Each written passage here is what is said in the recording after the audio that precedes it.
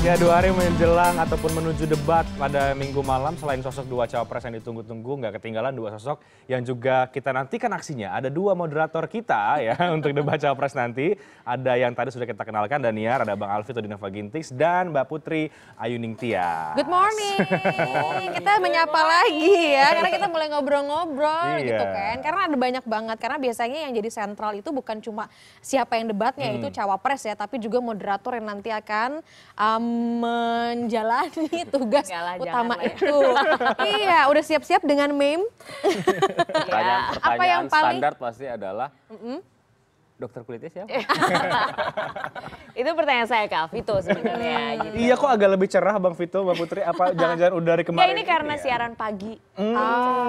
untuk nanti debatnya malam ya. Enggak, kita selama beberapa hari ini peeling terus gitu. Pakai silet tapi. Tapi jujur apa yang paling difokusin nih jelang debat? Apa? Serius apa enggak terserah deh jawabnya. Alvito yang serius biasanya. Latihan Zumba ya paling. Kan katanya aksi, jadi kami akan siapkan sulap-sulap ya. Oh iya. Enggak sih. Unik ya nanti berarti debatnya. Sebenarnya kita udah kemarin sempat ketemu, jadi officially itu kita ketemu sama KPU, ketemu sama panelis, dijelasin di brief apa namanya tugas dan tanggung jawab kita apa gitu ya. Bapak dan Ibu panelis itu yang kali ini top-top lah, semuanya profesor, menguasai bidangnya. Ada Mas Radar, ada Mbak Anis juga yang juga terdepan di bidangnya. Kita yakin sekali nanti mereka akan merumuskan pertanyaan yang tepat dan apa namanya relevan lah ya buat kedua cawapres kita. Nah, kalau kita sih cuma dikasih tahu ya itu aja ya, coba apa namanya objektif, terus efektif, efisien, profesional gitu. Iya. Ya itulah yang kita siapkan ya bareng. Selain latihan Zumba tadi ya. Zumba pasti.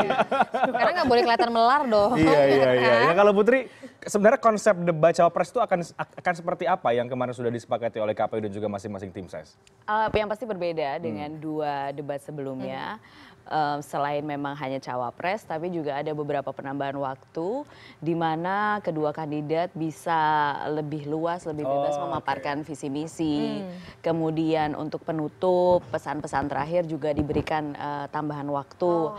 Kemudian juga akan lebih menarik karena memang ada sesi debat terbuka yang lebih dipanjangkan. Jadi benar-benar kami memberikan kesempatan, TV penyelenggara Transmedia memberikan kesempatan kepada kedua kandidat ini untuk dieksplor, saling mengeksplor satu sama lain.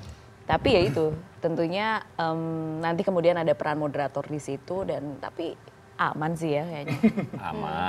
Aman. Karena ini debat cawapres pertama loh ya. Iya, kan? pertama dan satu-satunya sih. Iya. Dan katanya satu sih banyak yang nunggu ya.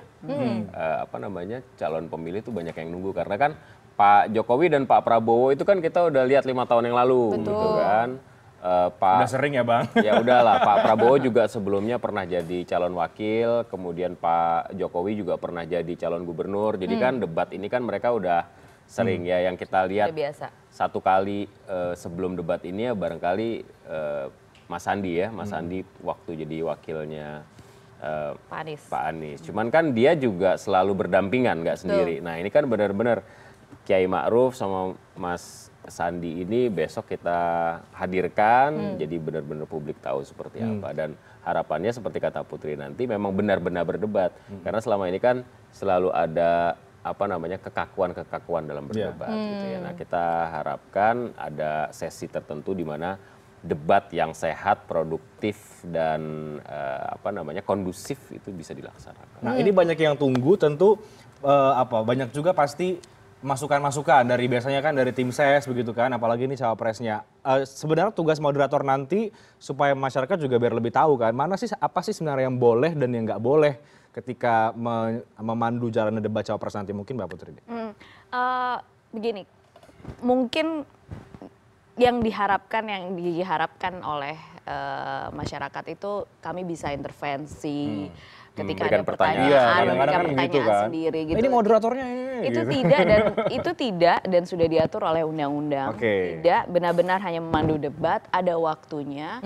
Kami juga harus memastikan mungkin tidak ada yang lebih lama bicaranya dan semua tuh rule-nya sudah jelas, semuanya ada waktunya dan yang nonton di rumah, yang nonton di venue nanti juga sama-sama bisa ngecek. Jadi tidak ada ruang intervensi sebenarnya bagi kami, itu sama sekali tidak ada dan memang itu juga yang dipesankan oleh KPU, jadi sudah benar-benar begitu, termasuk soal gestur itu juga kami jaga betul-betul gitu. Angkat tangan gini boleh?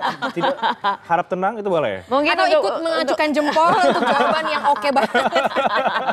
Karena gini, kalau misalnya jadi penonton kan kita jadi netizen gitu ya, kita bebas mau komentar. Netizen selalu benar. Oh kalau netizen bebas aja ya, terserah netizen. Mungkin pakai emoji aja berarti.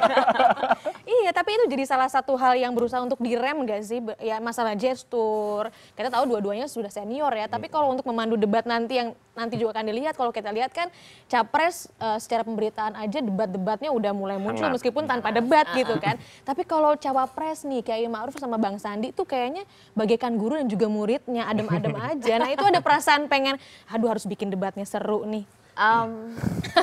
Sebenarnya sih nggak perlu seru ya. Yang penting ada pertukaran ide. Yang paling penting kan publik tahu tuh Kiai Ma'ruf misinya seperti apa, programnya seperti apa gitu ya. Kemudian Pak Sandi, Bang Sandi itu mau seperti apa. Kalau kenceng tapi nggak substantif kan buat apa, betul. Kita saya harapkan mereka bisa benar-benar menghadirkan apa yang ingin diketahui dan ini kan topiknya kan juga dekat sekali sama kita. Iya. Dan pendidikan. Iya, betul. Dan sebenarnya mungkin memang kalau misalnya debat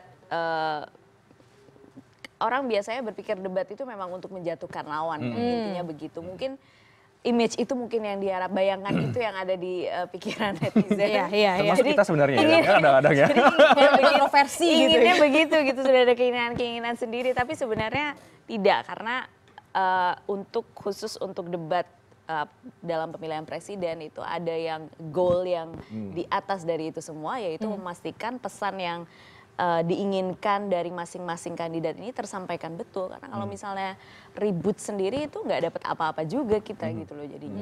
Penonton, calon pemilih juga nggak bisa. Antisipasi yang misalnya seperti debat sebelumnya ada komplain terhadap moderator, suka motong-motong lah segala macam. Nah antisipasi yang kayak gitu-gitu tuh gimana nih Putri sama Bang Vito? Kalau motong sih harus ya, karena kan ada time-nya gitu ya, ada durasinya. Jadi kita harus mengingatkan barangkali bukan motong. Kita berusaha sedapat mungkin untuk mengingatkan dengan santun dan santun dan simpatik. Iya, karena Mbak Putri tadi juga bilang kan di paket pengantar tadi, yang paling penting itu justru yang susah adalah pendukungnya. Udah ketemu belum caranya kira-kira gimana?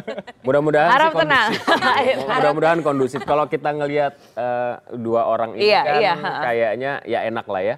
Kita lihat di debat pertama Bang Sandi juga cium tangan bolak-balik dan itu menunjukkan bahwa ya sebenarnya nggak ada isu apa-apa secara personal gitu. Yang kita harapkan juga pendukung juga mempunyai itikat yang sama gitu ya. Tapi rasanya sih yang hadir besok sih aman lah. Kayaknya asik-asik aja kayaknya. Mudah-mudahan sih ya. Jumlahnya kan juga sudah dikurangi sih. Jadi sebenarnya sih mudah-mudahan.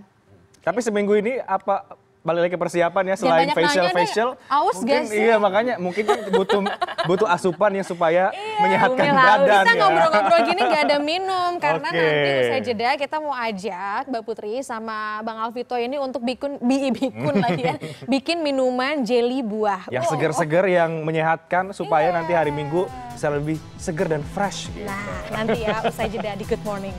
Mohon tenang.